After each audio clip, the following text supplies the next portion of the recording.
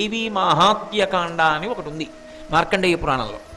అందులో అమ్మవారి గురించి ఒక గొప్ప రహస్యం చెప్తారు. సృష్టికర్త, స్థితికర్త, ప్రళయకర్త, 9 గ్రహములు, దిక్పాలకులు, భూమి, వీళ్ళందరూ కూడా ఏవైనా దుష్ఫలితములను ఇవ్వాలి అని అనుకున్నా కూడా ఇవ్వకుండా ఆనుకూల్యతని ప్రకటించవలసిన సమయము ఎప్పుడూ ఆసన్నమవుతుంది.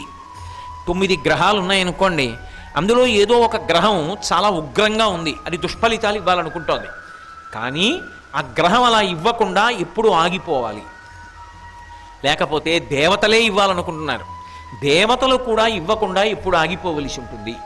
అంటే జగదంబని ఎవరైనా రోజు మొత్తం మీద ఒక్కసారి ధ్యానం చేస్తే, ఒక్కసారి అమ్మవారిని మనసులో భావన చేస్తే, అలా భావన చేసిన వాడు ఎవరుంటాడో వాడి జోలికి వీళ్ళు వెళ్ళకూడదు అని నియమం.